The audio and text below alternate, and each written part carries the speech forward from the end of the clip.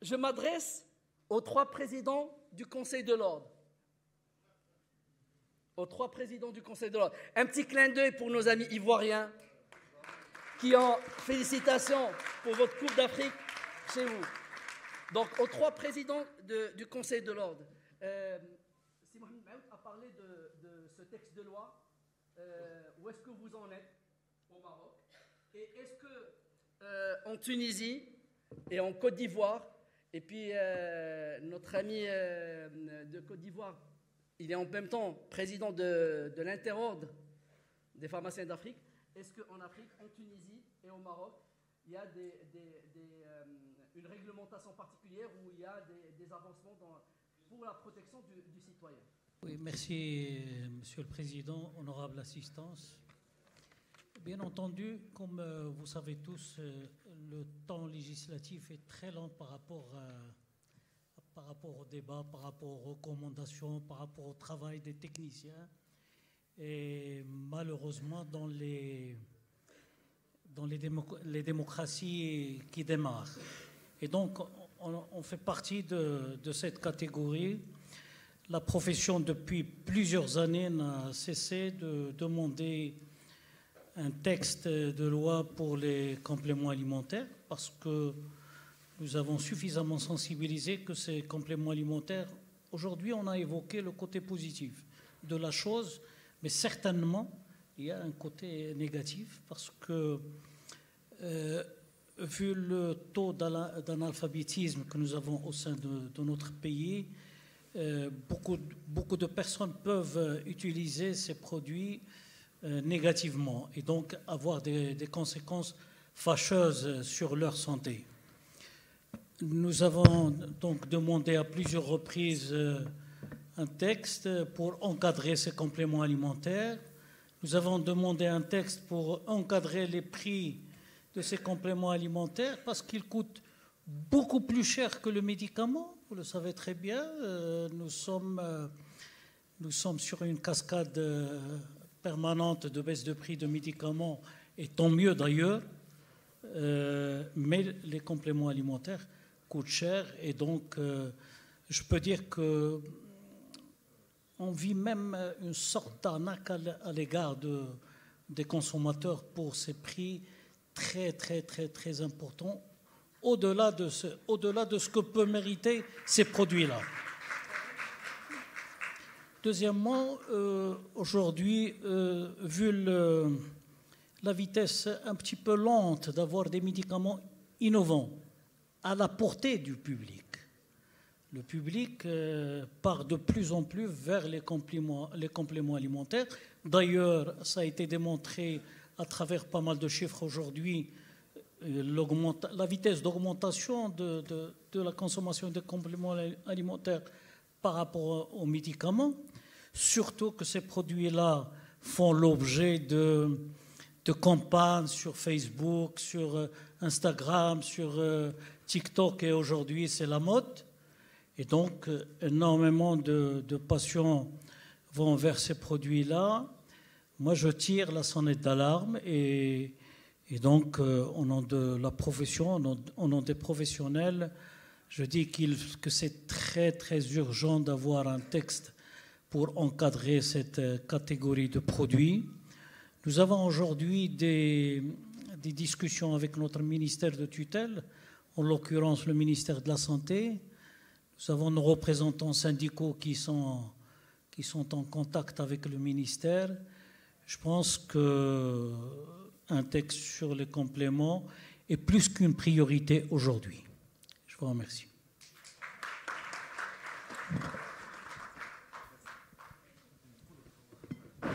Qu'en est-il pour la Tunisie?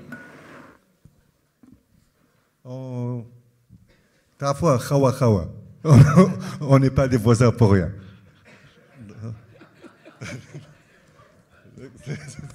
C'est exactement ça. Donc, avant de commencer, je tiens à remercier aussi les organisateurs pour l'excellence de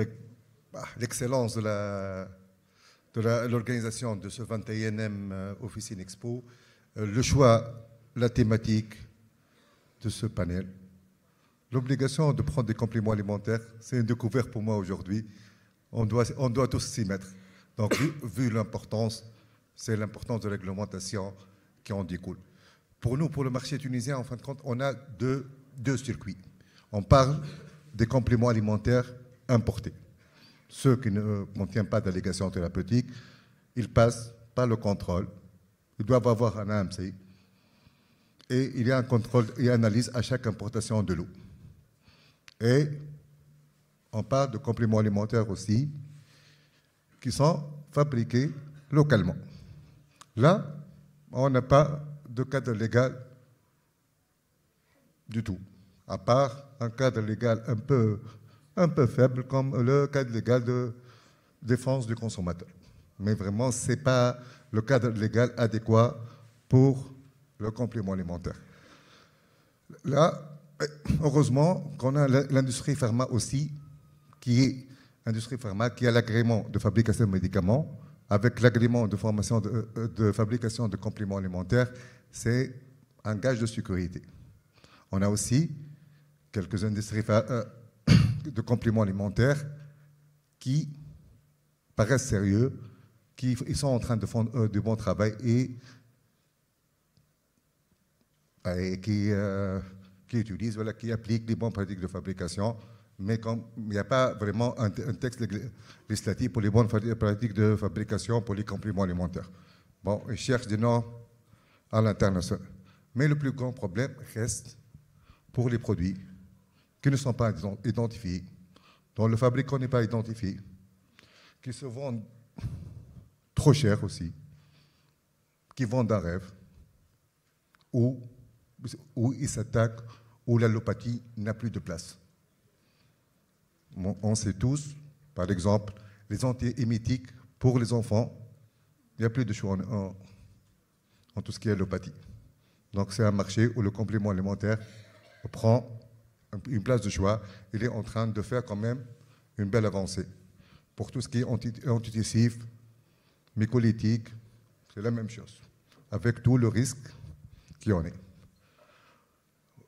Oui, on a tenté aussi. C'est Abdallah, on a tenté, ça fait une dizaine d'années. Un peu plus, peut-être. Mais le temps, il est trop long. On a tenté de cadrer ce phénomène, de la fabrication jusqu'à la commercialisation. On n'a pas parlé de prix.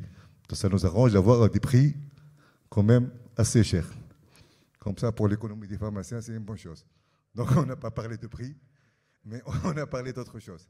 La dernière en date, c'était en juin 2023, où la DPM, notre direction de pharmacie et de médicaments, elle a demandé, la DPM a demandé une autodéclaration, parce qu'il n'y a pas de data, une autodéclaration pour les industriels de compléments alimentaires, un recensement des produits de compléments alimentaires, et dans cette note, elle leur a fait signer un engagement de respecter la bonne pratique de fabrication, chose qui n'existe pas en Tunisie.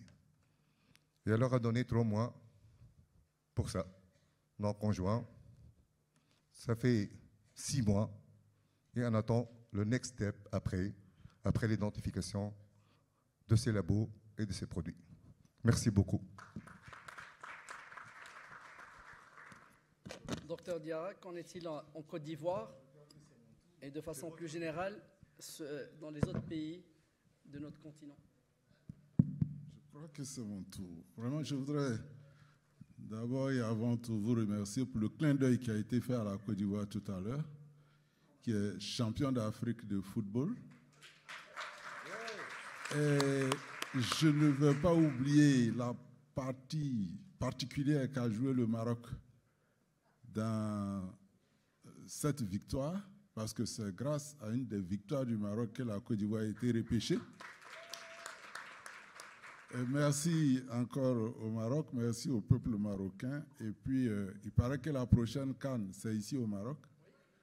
Et je voudrais vous dire aussi que quand l'éléphant, il démarre difficilement parce qu'il est lourd, mais une fois lancé, on a du mal à l'arrêter. Donc, il y a des chances il y a des chances que la coupe ici reparte encore en Côte d'Ivoire. Mais merci quand même. Alors, ceci étant, je voudrais parler des compléments alimentaires. Les compléments alimentaires en Côte d'Ivoire rentrent dans un cadre global qui concerne un peu l'UEMOA. Il y a un certain nombre de textes qui ont été pris au niveau de l'UEMOA, c'est-à-dire l'Union économique et monétaire ouest-africaine, qui regroupe 8 États membres. Ce sont la Côte d'Ivoire, le Bénin, le Burkina Faso, la Guinée-Bissau, le Mali, le Niger, le Sénégal et le Togo, qui ensemble ont pris un certain nombre de textes, mais qui concernent essentiellement l'enregistrement de ces produits. Alors l'enregistrement, il a été exigé donc dans le dossier d'enregistrement un volet administratif pour bien identifier celui qui commercialise, et puis un volet technique dans lequel un certain nombre de tests même sont demandés, notamment certains métaux comme l'arsenic, le plomb, le cadmium, etc. Des résultats, et les pesticides doivent apparaître sur le dossier d'enregistrement. Alors, tout le reste a été dit, ce ne sont pas des médicaments, ils ne sont pas soumis à prescription. Effectivement, c'est la même chose chez nous. Mais ce qui est difficile, et ça a été un peu évoqué, c'est le coût. C'est des produits qui reviennent assez chers et donc sont beaucoup plus susceptibles à la contrefaçon. Chez nous, malheureusement, tout ce qui est à un certain coût est facilement contrefait parce que plus rentable. Et à ce niveau-là, il est important, vraiment important, on insiste ici pour qu'un certain nombre de textes réglementaires soient pris pour mieux encadrer encore l'activité. Mais d'une façon générale, c'est un domaine qui est en progression. Nous, en Côte d'Ivoire, de 1960, de l'indépendance jusqu'en 2020, on avait enregistré à peu près 1000. Mais ces 2 dernières années, je dis, après la Covid, on a enregistré, et ça monte très très vite, on est pratiquement à 1200 produits actuellement enregistrés. Et donc cela nécessite qu'il faut véritablement mettre en place un mécanisme, non seulement d'encadrement des prix, mais aussi d'encadrement de toute cette activité, parce qu'il y a des producteurs locaux qui sont en train de... Mais la différence n'est pas encore très nette. J'ai bien aimé l'exposé du professeur tout à l'heure, entre parce qu'il y a un certain nombre de plantes qui sont utilisées en thérapeutique, mais qu'on fait passer pour des compléments alimentaires. Sinon, le texte de l'UEMOA, qui est celui qui est en application, nous a donné 5 classes de produits. Ce sont essentiellement la classification des vitamines, les sels minéraux, les acides aminés, les acides gras, les pré- et probiotiques et les plantes et les préparations à base de plantes. C'est à ce niveau-là qu'on a d'énormes soucis parce que, vous savez, chez nous, encore 60 à 70% des personnes ont encore recours à la pharmacopée traditionnelle pour se traiter. Et donc, il y a un certain nombre de produits présentés comme des compléments alimentaires qui sont en réalité des médicaments. Et certains, après, on vient de finir une analyse sur un certain nombre de produits qui ont été montrés comme des éléments, des compléments alimentaires pour améliorer les performances sexuelles et tout, dans lesquels on a retrouvé de grosses quantités de sildenafil. Et vous comprenez qu'il est important qu'il y ait une législation bien adaptée qui puisse encadrer encore cette activité.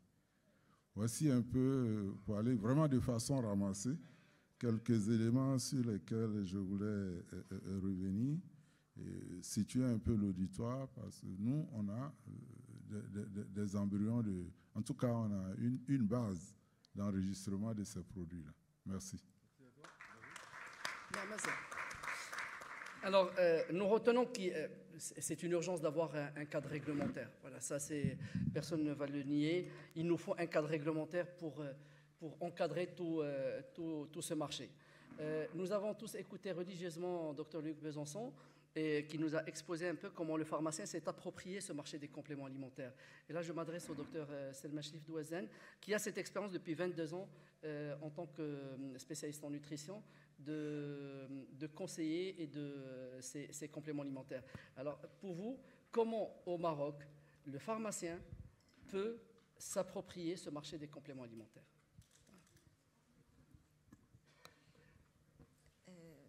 Merci, professeur. Je crois que beaucoup de choses ont été dites aujourd'hui. L'essentiel a été dit.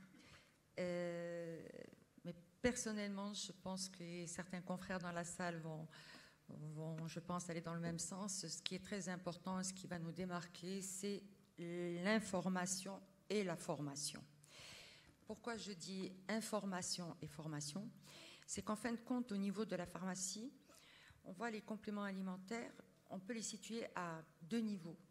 Vous avez les compléments alimentaires qu'on retrouve qui sont distribués exclusivement en pharmacie et que tout pharmacien, quelle que soit la taille de sa pharmacie, quelle que soit la localisation, peut se procurer.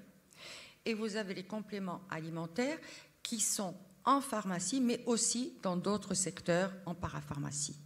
On a beaucoup parlé de ceux qui sont distribués en pharmacie, mais on n'a pas parlé de ceux qui sont distribués en dehors des pharmacies et qui sont des gammes complètes et où beaucoup de références dont a parlé docteur Harakat, qui a parlé de certains produits très spécifiques, comme il a parlé de la berbérine, il a parlé des magnésiums, le magnésium marin, et qui constitue 80% des magnésiums qu'on trouve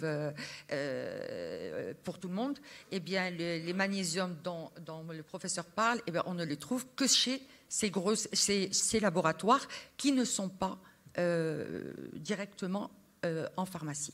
Donc moi, ce que je veux dire par là, c'est quand j'ai démarré, j'étais dans l'industrie pharmaceutique et en 2002, je me suis dit, je reprends une pharmacie qui était en train de stagner. Donc l'objectif d'abord, c'était de reconstituer le médicament. Ensuite, par ma formation, c'était d'introduire les cosmétiques et aussi, plus tard, les compléments alimentaires. Alors, j'ai commencé par les cosmétiques, très bien, mais très vite, les parapharmacies ont inondé les marchés et je me suis posé la question, où peut-on aller, nous les pharmaciens, où les paras ne peuvent pas partir? Et d'abord, c'est redorer notre blason, c'est véritablement notre formation. On est là pour conseiller et en plus pour fidéliser nos concitoyens. Je n'aime pas le mot client. Donc, je me suis dit, on va aller vers les compléments alimentaires. Et j'ai commencé par un linéaire. Et petit à petit, c'était ce qu'il y avait. Je parle dès 2005. J'ai un petit peu laissé tomber un petit peu la cosmétique, mais vraiment, ça valait le coup. Mais ce qui est important à savoir, c'est véritablement, il faut être motivé. Il faut être performant, mais il faut être persistant, il faut être patient. Ce n'est pas facile. On a besoin de formation. Parce que pour tous ces produits dont on a parlé, il y a une formation. Nous remercions d'ailleurs que nous avons nos professeurs qui étaient là pour nous donner des indications. Mais c'est là où je pense que le rôle des laboratoires, de nos fournisseurs est important. D'abord, ils pourraient, pour tout le monde, nous informer des produits qu'il y a. Ils peuvent envoyer un mail. Ça ne coûte rien d'appuyer sur un bouton et d'envoyer un mail. Voilà, telle gamme avec tel produit. Et les indications. Déjà, après, à vous, vous êtes libre, nous sommes libres de le zapper, enfin de le passer, ou de véritablement contacter ce laboratoire et de nous informer régulièrement des nouveautés. Ça, c'est la première étape, ça ne coûte rien. Est-ce que les labos le font? Non. Ils viennent, ils sont là pour les stands, c'est déjà pas mal. Ils viennent pour certaines formations, pour des ateliers, et on les remercie, mais est-ce que c'est suffisant? Ce n'est pas suffisant. Et c'est là peut-être qu'en dehors, tout le monde ne peut pas faire peut-être une formation dans le domaine de la phytothérapie ou autre, mais on peut aussi solliciter nos syndicats qui peuvent, justement ces laboratoires, faire une demi-journée. Comme ils ont commencé à faire les formations continues de médicaments, on peut le faire, les groupements aussi peuvent le faire. Mais s'il n'y a pas la formation, on ne pourra pas concurrencer les... Et personnellement, j'ai pu réellement arriver aujourd'hui, j'ai la moitié de ma pharmacie qui n'est consacrée qu'aux compléments alimentaires. Et vous ne pouvez pas imaginer le nombre de gammes qu'il y a. Il y a beaucoup plus de gammes peut-être que des gammes que vous avez référenciés, monsieur, qui sont indiqués. Donc, je veux dire que les pharmaciens connaissent. Donc, c'est vraiment des gammes à réformer. Donc, déjà, ça, je pense que c'est très important. Mais il y a quand même des problèmes. Les problèmes, c'est que les fournisseurs peuvent nous aider par rapport à ça. Ils peuvent nous aider aussi au niveau des prix, aussi. Donc ça, c'est très important aussi. Mais ce que j'ai remarqué, nous avons des concurrences. Vous avez des fournisseurs, et je parle surtout des fournisseurs qui fournissent d'autres, parce qu'ils fournissent des paras, mais ils fournissent aussi d'autres thérapeutes, hein, même des médecins qui vendent. C'est très important à le dire, ça. Donc là, c'est là où quand même, je m'adresse à nos instances aussi, des médecins qui vendent aussi. Et ils ne sont pas dans des zones reculées, ils sont en centre-ville. Donc là aussi, il faut les interpeller. C'est parce qu'il n'y a pas de cadre réglementaire. Oui, mais c'est quand même... Alors, c'est un effort énorme, c'est passionnant. Vous ne pouvez pas savoir à quel point nos concitoyens sont contents quand ils ont des conseils, quand ils se sentent qu'on leur donne de l'intérêt. Je vous assure que véritablement, on arrive à les fidéliser. Donc, c'est important de garder ça. Je vous assure que ça marche. En tout cas, dans ma pharmacie, ça a marché.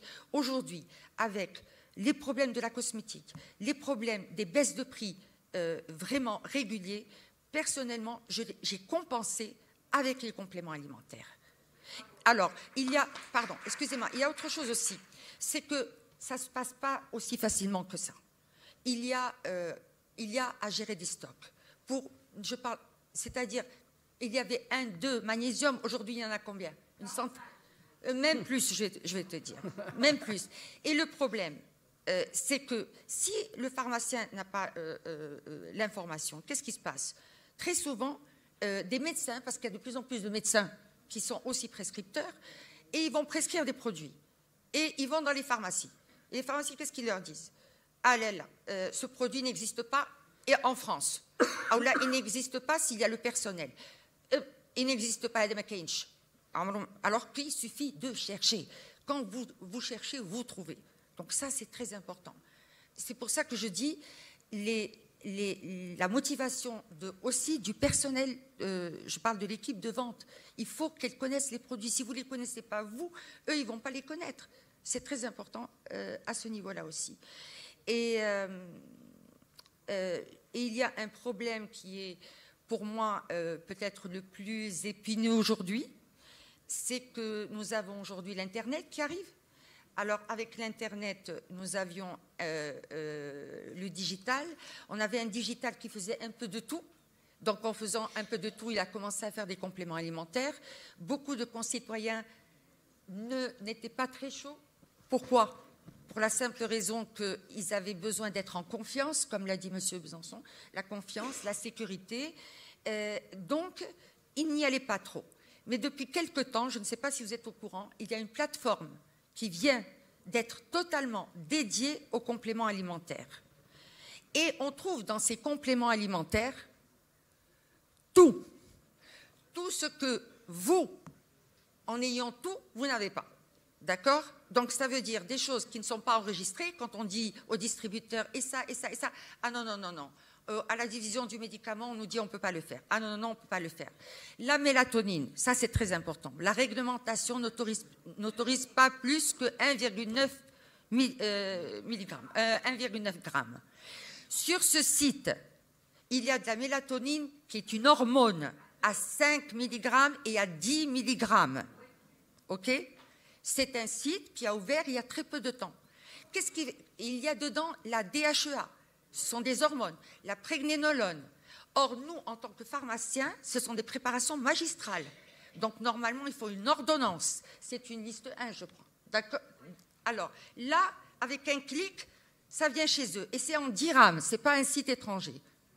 Donc là, moi, je me dis, comment on se place? Nous, pharmaciens, on n'a même pas la substance chimique où on pourrait faire les préparations. D'accord? On n'a pas le droit. Et eux, ils ont de la DHEA à 50 et de la prégnénolone, et Dieu sait les dangers des perturbations au niveau de tout le système hormonal. Vous êtes bien placé, docteur, pour nous en parler. Donc moi, je dis cette problématique. En dehors de ça, ce site, nous qui sommes là pour nous former, donner tous les conseils, ces sites font des prix en dehors.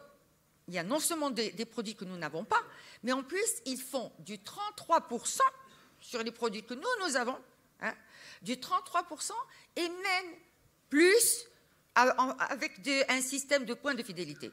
Donc je vous dis, c'est important, ce qui va nous démarquer, c'est notre formation. Certes, j'insiste, et je le dis, je n'abandonnerai pas quoi qu'il arrive, mais c'est important de sensibiliser, que vous le sachiez, comme ça vous savez aussi comment vous parez par rapport à ça, mais aussi moi ce qui m'inquiète, c'est la santé de nos concitoyens en ayant des doses. On parlait tout à l'heure de la frontière entre le complément alimentaire et le médicament. Il y a du millepertuis à des dosages incroyables. Alors, qu'est-ce qui se passe avec tous les problèmes que ça englobe? Je parle de millepertuis parce que vous en avez. Il faut réglementer tout ça, ce que vous dites. La base, il faut réglementer. C'est une urgence. Si on ne réglemente pas, la formation, on peut former les gens, on peut sensibiliser les gens, on peut faire ce qu'on veut. Mais si la réglementation n'est pas faite, on ne peut pas, dans 10 ans, on va parler de la même chose et on va dire, oui, Internet, oui, le prix, oui. Tout passe par la réglementation. Mais par contre, je veux finir sur une note positive. Vous ne pouvez pas savoir ce que ça vaut le coup, véritablement. On se sent bien, on sent qu'on fait notre métier, parce que véritablement, quand on peut avoir une ordonnance et donner des conseils d'hygiène et en même temps donner aussi des compléments alimentaires dont ils ont besoin quand ils sont en carence. Donc, vous ne pouvez pas savoir quand on nous dit merci. Oui. Ça nous revalorise en tant qu'acteur incontournable de la santé. Et vraiment, il faut faire ça. Et c'est une niche au niveau de tout ce qui se passe en ce moment. Merci, merci. Alors, on va prendre. Nous, on a commencé avec Aïcha. Non, pas une demi-heure. Non, pas une demi-heure. J'ai une question qui s'est posée de façon récurrente pour Dr Mansouri. Est-ce que le Cintran, piasclédine, Vitanevril sont des compléments alimentaires? Ça, c'est une question qui a été posée plusieurs fois. Écoutez. Moi, oui, allez-y. Alors, c'est des produits, effectivement, qui peuvent se trouver à l'intersection des médicaments et des compléments alimentaires. Nous, lorsqu'on a fait notre ranking et notre ranking des compléments alimentaires, nous avons pris tout ce qui était délivré sans prescription.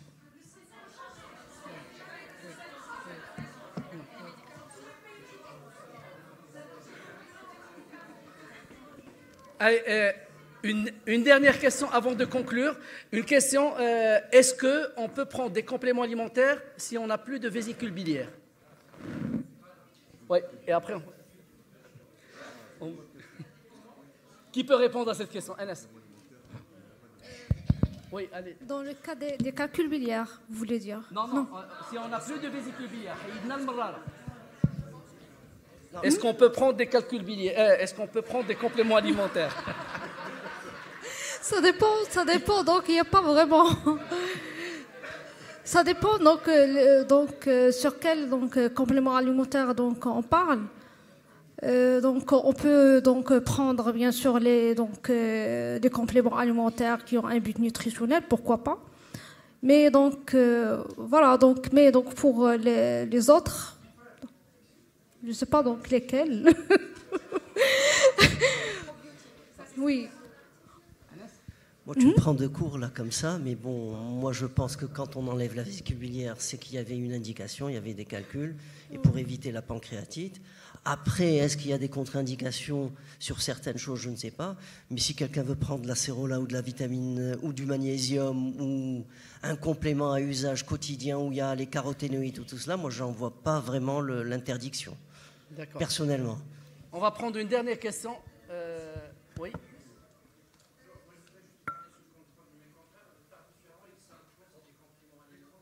Non. C'est la question que j'ai posée, qui a été posée.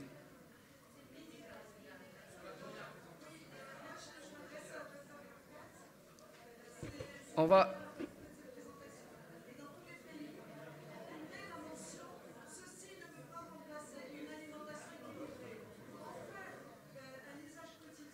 Najia, est-ce que vous avez une question? Parce qu'on est très en retard, il me faut une question. Non. Est-ce qu'il faut écrire sur un complément, sur une boîte? Oui, sur une boîte. Ceci ne remplace pas. Ça ne remplace pas une alimentation voilà. équilibrée et saine. D'ailleurs, dans la dernière slide, c'est pas un produit miracle. Ça se fait dans le cadre d'une alimentation saine pour compléter ce que l'alimentation ne peut pas faire. Mais si l'alimentation pouvait le faire, le complément serait obsolète et on n'en aurait pas besoin. Et des éléments complémentaires sur le cadre français et européen. Il y a des mentions qui sont obligatoires sur du bon usage et du complément alimentaire qui ne sont pas spécifiques au complément alimentaire, mais tout produit alimentaire qui a été transformé, donc c'est-à-dire en dehors de produits, d'ingrédients tels que nous a présenté notre expert. Donc on va conclure. Je voudrais remercier l'ensemble des intervenants. On est très en retard, mais on a commencé nous aussi en retard et j'ai comptabilisé. Donc merci à tous les orateurs pour la qualité des présentations. Merci au président des conseils de l'ordre. Merci à Dr Cherif Douazen. Merci à vous d'être restés jusqu'à maintenant. Je sais que je n'ai pas eu un cadeau de la part de Younes. Il m'a donné la séance la plus longue et la plus douloureuse. Merci à vous et désolé.